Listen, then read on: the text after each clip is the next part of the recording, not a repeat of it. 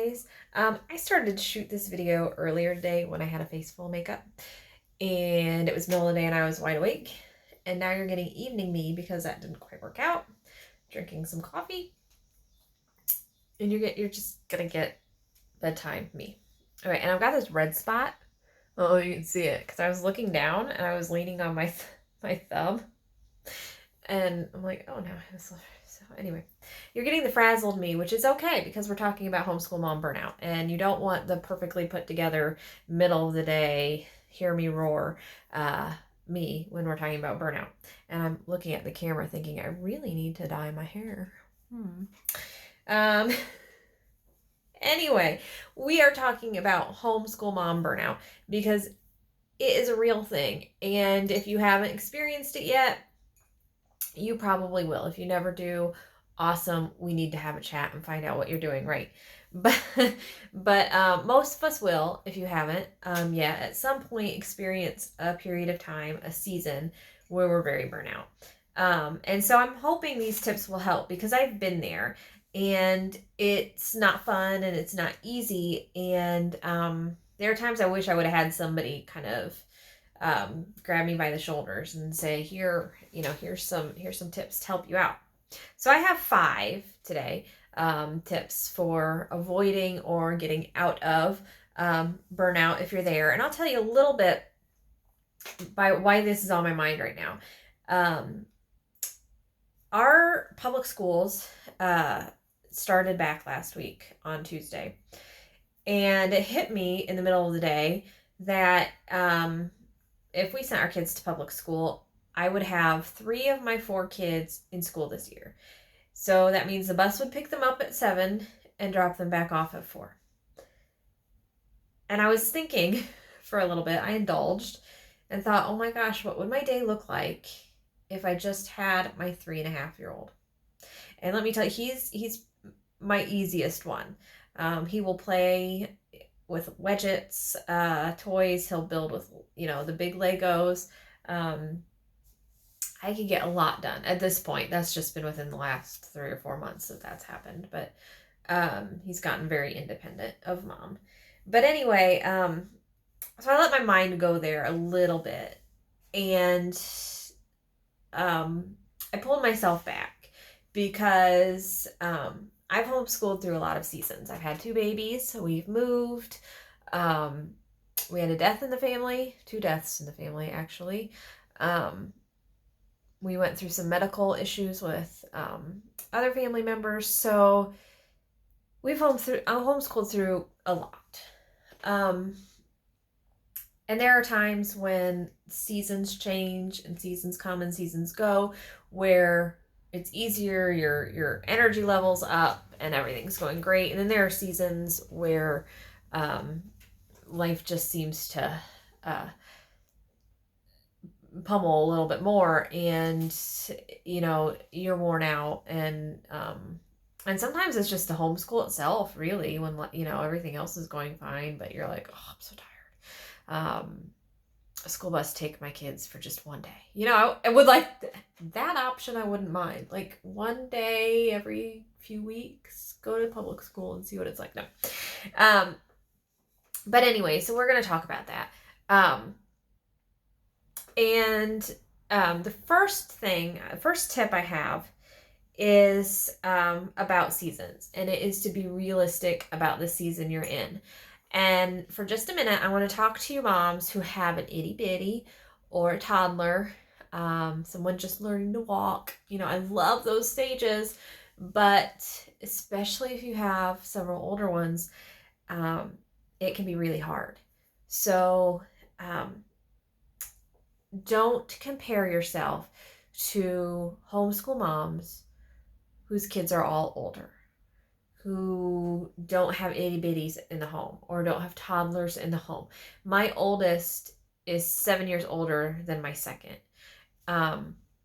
So we do a lot of activities with families with all older kids. And it's very easy to get in this loop of frustration because your day doesn't look like theirs. You're not getting as much done as they are. Your activity level cannot be, with the families and with socializing in groups. If you have a homeschool group, just can't be what it is for people who have all older kids. And I will also say, if you go to any moms events or any homeschool group events, when you have not so much an itty bitty, but when you have one that's just learning to walk, you have one that's mobile but not independent,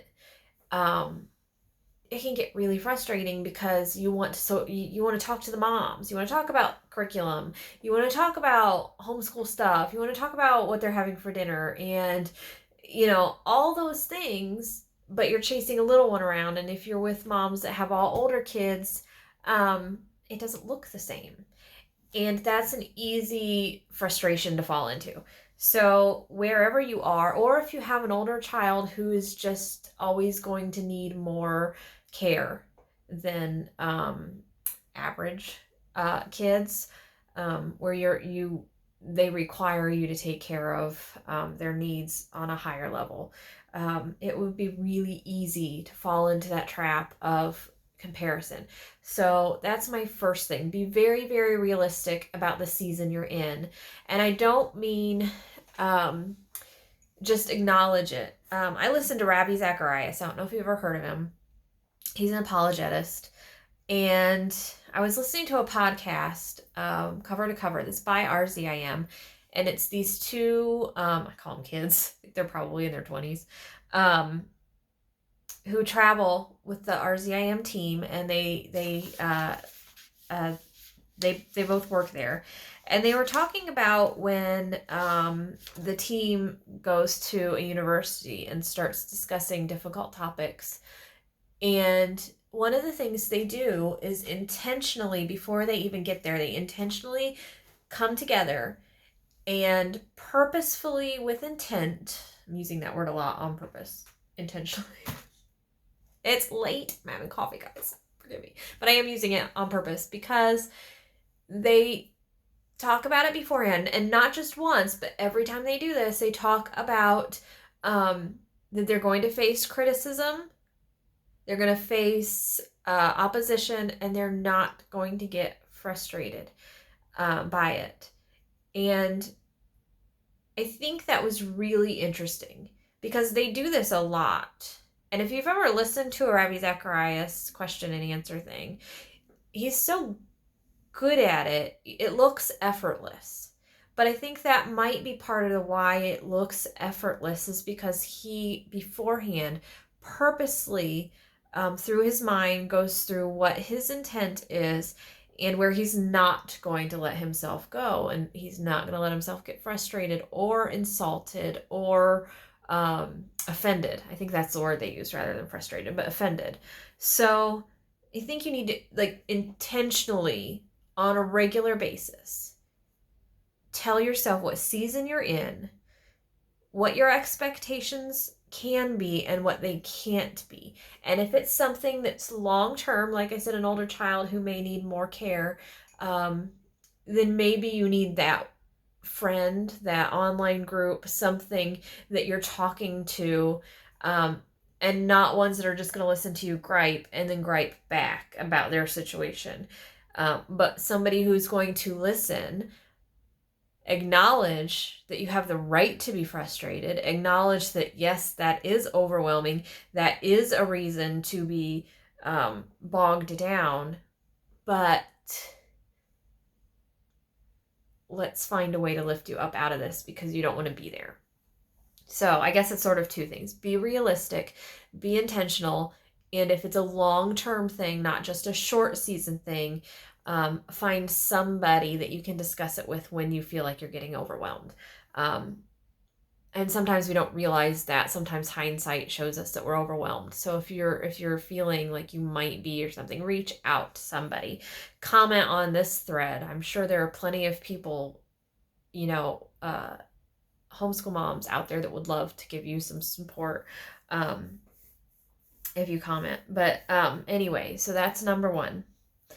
Number two is something I'm really, really working on. And let me tell you, this is not something I am perfect at. This is my weakest, whatever you want to call it. This is my weak spot. And that is to make some sort of plan. I am not only bad at time management, but schedules make me itchy and anxious. I don't like schedules. I don't like having a scheduled day. I don't like thinking, well, I need to plan my day. I like being easygoing, and that's part of the homeschool thing. I like being able to do what I want to do when I want to do it with my kids. If we want to do science now, all of that. So, but when you are overwhelmed, when your to-do list is this big and your day is this big, there does have to be some sort of plan. And I'm going to say, don't stress if you try one that doesn't work. I just tried one that flat out did not work. I tried it and I told my husband, I said, I'm going to really, really give it as much as I can to try this to see if it'll work, because I know I need this. And I tried it for several weeks and it just did not work. So I knew I had to pull back from that. And that was, we have a big dry erase board. I'm going to show you what I'm doing now. If it ends up, it's working so pretty well so far. But anyway, I put like half-hour increments from about 7:30 in the morning to about 7 at night. And I put in those increments what I wanted to do, like very specific: clean the kitchen, eat breakfast, homeschool, work on YouTube videos. I have another channel where I do paint pouring, and that's 25% of our monthly grocery bill. So that's something that I try and spend some time on, and I'm trying to learn a bit more about it because our grocery bill is growing with our boys. So I'm taking a course and I'm trying to get all that down. So I was scheduling all those things in very specific time slots, but it did not work. And when I got like to 1 o'clock and things from 11:30 weren't done, it was like, okay, do I just start over? Do I skip? And that might work for some of you because you might be, okay, I can rearrange it. It did not work for me. So don't stress if you start making plans and it doesn't work for you. Just try something else. Give it enough of a try that you're like, okay, I honestly did try this. I didn't just try it for 2 days and I didn't like it, but give it a try, but don't stress if it doesn't work. And none of them are going to work 100% of the time. So we have to be a little bit like flexible. And the way I stress out over schedules, other people might stress out if they don't have schedules. If that's you, then you need to do the opposite and take a deep breath when it doesn't work exactly to plan, and be more flexible that way. I need to be more structured. Maybe you need to be more flexible. And that's just a personality difference, really. Number 3, and this is a biggie for me. This was a big game changer. Huge game changer for me. And that is podcasts. When I do chores around the house, I stick one earbud in, so I can still hear the kids. I stick one earbud in and I go around and I do my chores while I'm listening to a podcast. Now, I used to listen to news, or I enjoy listening to some politics. I like listening to, I have a friend who's really into true crime, and I could really get into that. I like all sorts of things. But I noticed a big shift when I switched to Christian podcasts. And I don't mean just any Christian podcast, but Christian teaching. And how do I say this without being totally misunderstood? I don't mean like fluff or feel good stuff. I mean real Christian teaching. I listen to Beth Moore. I'll link some in the description bar. Eric Ludy, Ravi Zacharias stuff, RZIM, and a few others.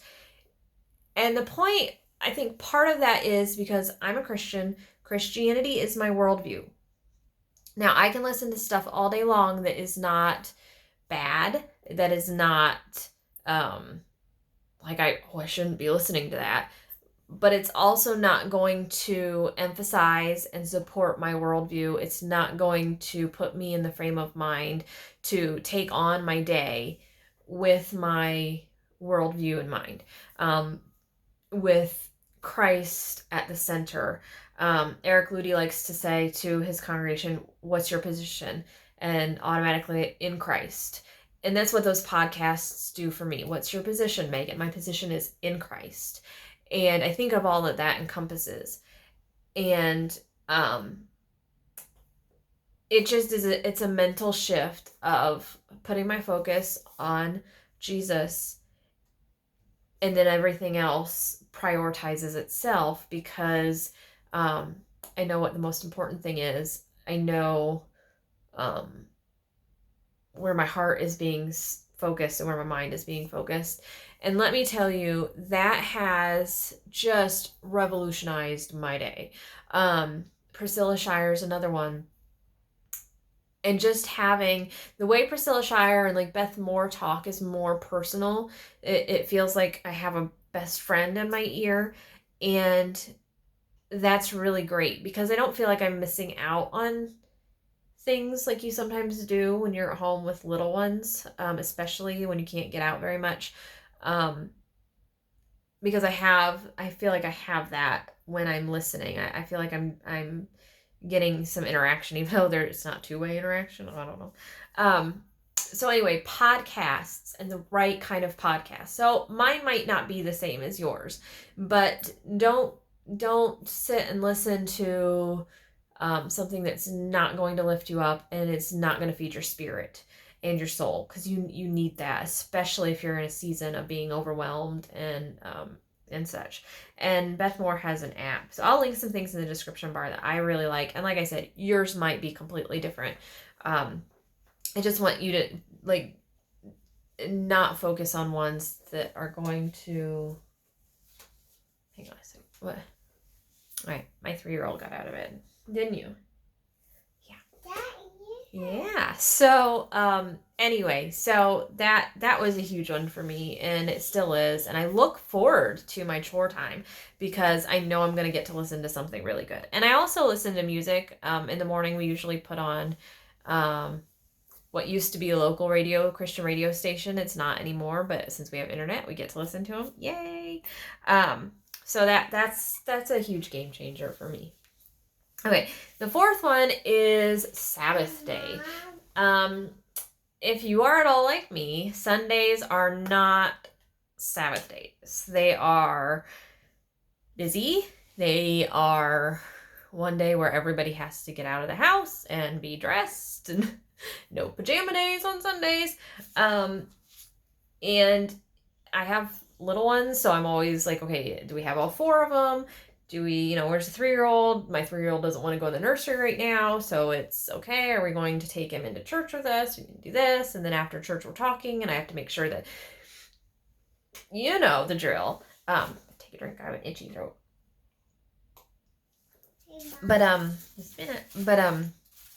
So, and then we get home, and everybody's hungry, so we get lunch, and then I'm trying to get the necessary daily things done, because let's face it, there's things that need to be done every day. And then, next thing you know, it's dinner time, and it's the night before Monday. So so anyway, Sunday is not a restful day. And I know that we're supposed to take a rest. So I have been planning one Sabbath day in my week. So it could be Tuesday, it could be Wednesday, it could be Thursday. And we still do school. And like I said, we do like the necessary things like dishes and feeding my family, even if that means something easy, but they still have to eat. Diapers have to be changed, things like that. You can't just not do anything. But I do have a Sabbath day where my chores are very light, just the necessary things. We still do school, but I don't plan my day to be like, I don't plan laundry that day. I don't plan I don't have specific cleaning goals. I don't that's not a day that I'd worry about the bathroom, or even so much toys. Like I'm constantly picking up. On that day, I choose to rest and spend my day kind of sitting and relaxing. And that's very helpful too, because Sundays usually aren't restful. And I don't know about you, but Saturdays for us aren't typically, my husband has a very odd schedule. He works 5 days on, 2 days off, 5 days on, 3 days off. So he never has the same days off.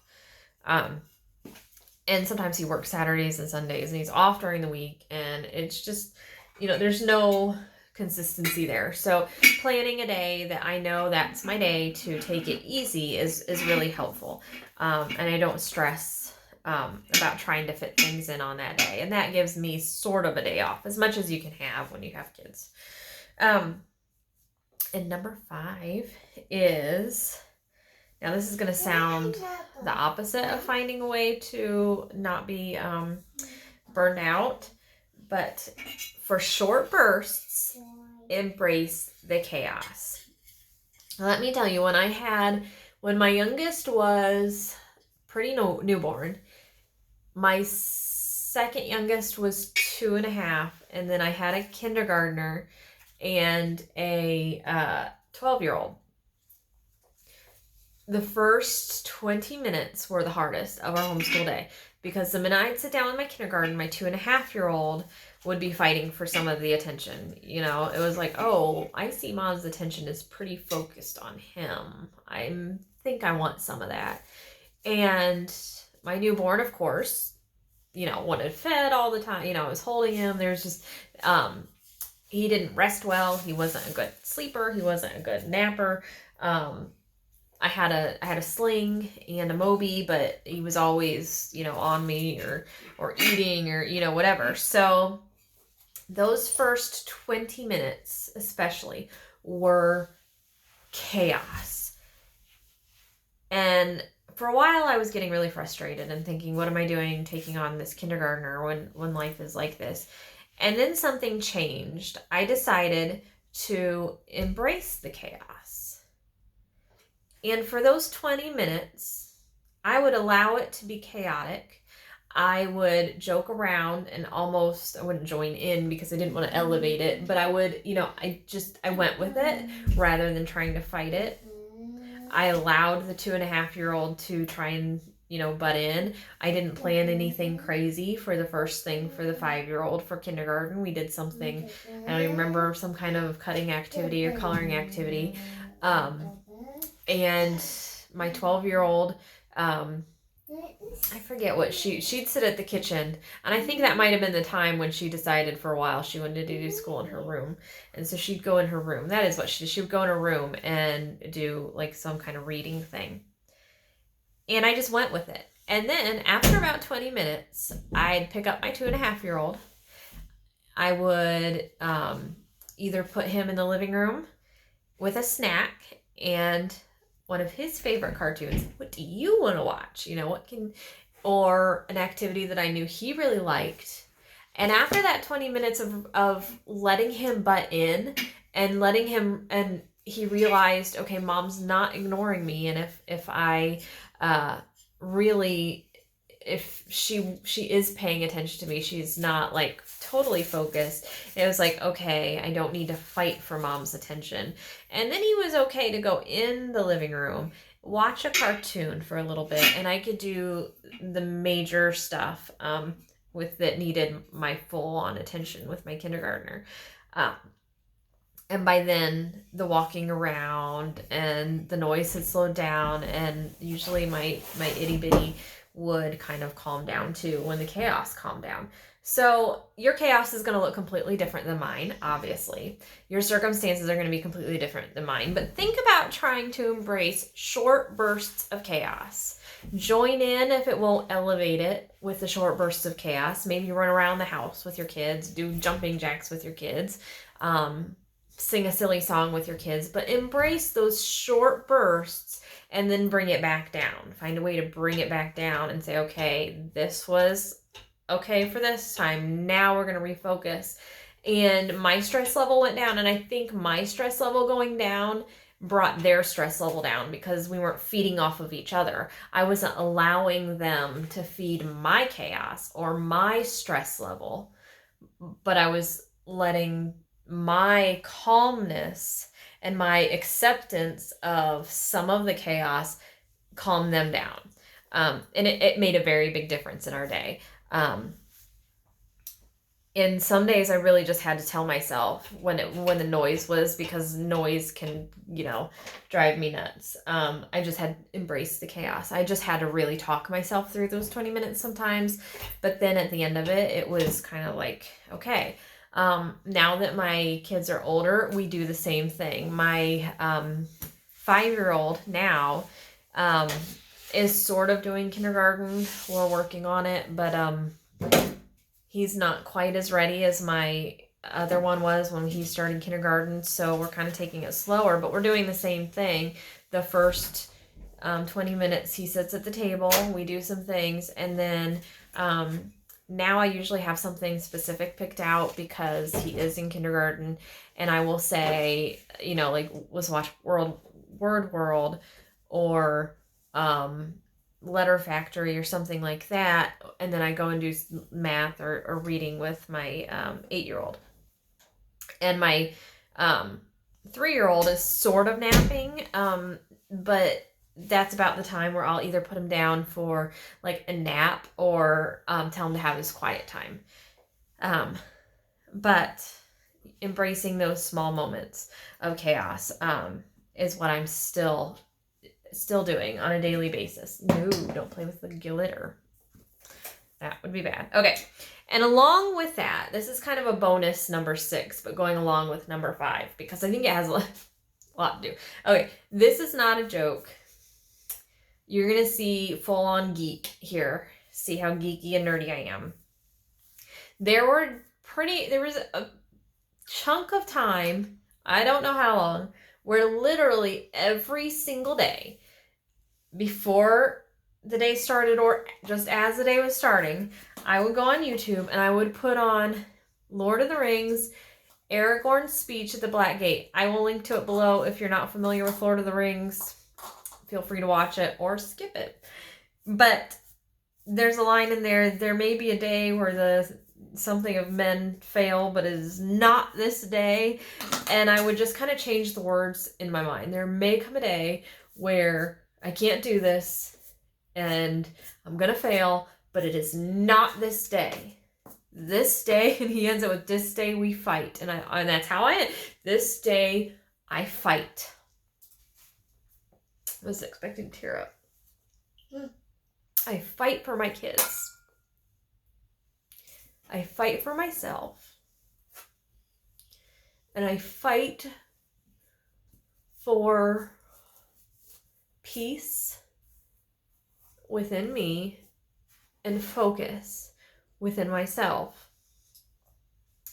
And I go out there with that attitude of, we're going to do this. And not every day is easy. Some days are off the charts awesome. Some days you're full of victories and progress and A+ math scores and woohoo, we're doing it, and kids super excited to learn. And other days they're just hard. That's just life, no matter what you're doing. So some days you have to talk to yourself. And if you're not a Lord of the Rings fan, but you're a Braveheart fan, listen to his speech. If you don't like either of those things, there's plenty of these pre-war, pre-something speeches. Because it's what we are doing as homeschool moms. I can't believe I'm tearing up at this. We are on the front lines for our children. That's what we're doing. That's why we're all doing this. We are not doing this for the glory and the joy and because it makes our hair look better. We're doing this because we love our kids and we are fighting for them, for their education, for their personal walk with the Lord, and the way we know that they're going to, we want to give them the best foundation for their future lives. So yeah, I don't think there's anything wrong with having a battle cry when you're going into that kind of thing. So here's the thing. So we'll go over. Be realistic about the season you're in. Make some sort of plan for your day. I'll be posting another video about what I'm doing now. But make a plan that works for you, but don't stress about it when it doesn't go perfectly according to plan, because it's never going to. But so there's like a fine line in there somewhere. I'm not sure I found it, but it's there. I'm sure it is. Listen to some podcasts that are going to lift you up and support your worldview and get you, feed your spirit, as opposed to, eat away at your spirit. Have a Sabbath day in the middle of the week, or Saturdays, whatever day works for you, where you let yourself off the hook for most of the things, except for the things that have to be done daily. Just give yourself a break once a week. Have a Sabbath day, and rest. If Sunday's that for you, awesome. If your kids are a little bit older and Sundays are relaxing and you get to see the people you care about at church, and it's easygoing and you get to take a nap afterwards or whatever, then awesome. But if it's not, find a different day during the week where you can have a Sabbath. What you do? And then 5, embrace small chunks of chaos, small bursts of chaos. And if you need to get your day going, listen to some battle cries, some war cries, and you just get in there and you do it. So if you have tips, leave them in the comment section. I'm sure we all need more. If any of these things are difficult for you, or if you just need some support, leave it in the comment section, and let's support each other. I also have a Facebook page, Grace and Coffee Homeschool. I'll link to that also, where you can come and share the journey, and do this together. So anyway, I hope you're going through a really great season. If you're not, many prayers and hugs to you. Have some time with God, and just focus on Him and love your kids. And I promise, seasons come and seasons go, and you'll get through it. And we will see you next time, guys. Happy homeschooling.